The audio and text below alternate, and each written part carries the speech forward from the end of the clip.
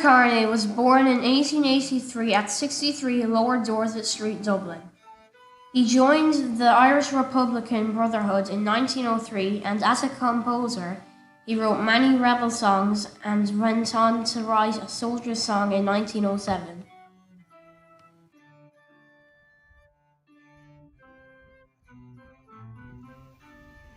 We'll sing a song, a soldier's song. Patrick Heaney was inspired by this, and as a lyricist, he composed music to go with a soldier's song. Unfortunately, Heaney died at the young age of 29 in poverty. Kearney was co-founder of the Irish Volunteers in 1913 and fought in the Easter Rising. Peadar Kearney also died in poverty in 1942 and is buried in Glasnevin Cemetery.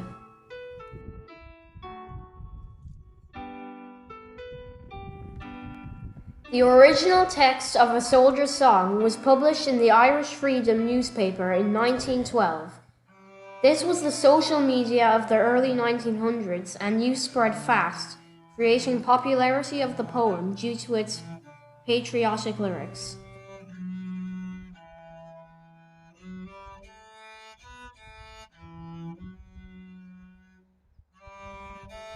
A Soldier's Song was a root of inspiration to Irish men fighting for freedom from British rule at the time.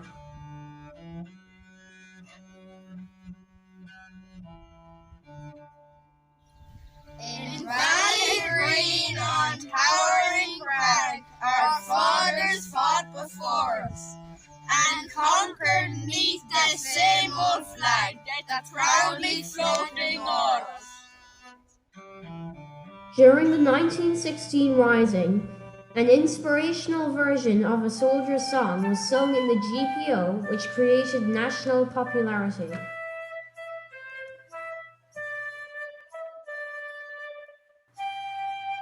The poem remained as an inspiration for soldiers who fought to oppose the British rule.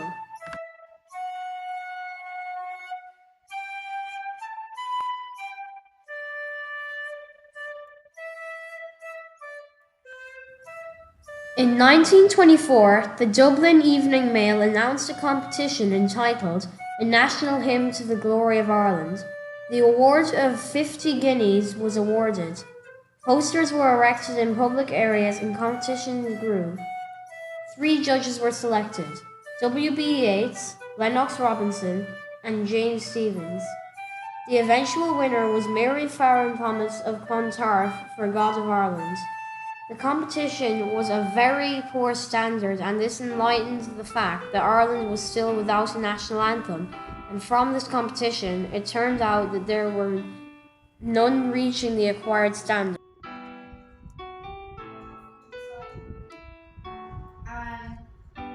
Yes, the winner is Mary Farron Thomas. Thank you. At the Dublin Horse Show, God Save the King was played as the national anthem until the early 20s.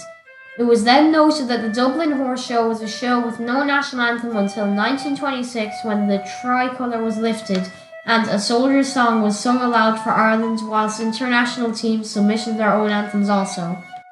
Liam O'Rinn studied Irish with the Gaelic League, where he worked from 1907 to 1920.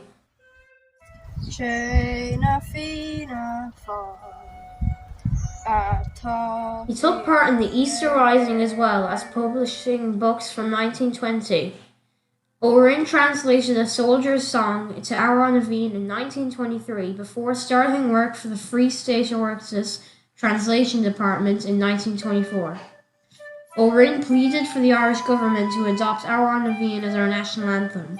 The Gaelic Athletic Association adopted Liam O'Rinn's Amhrán in the 1930s to be sung before all matches. In modern-day Ireland, Amhrán is played at many national and international events, such as the inauguration of Mary Robinson as President of Ireland every year for the major GAA Games, and Katie Taylor representing Ireland in the Tokyo Olympics.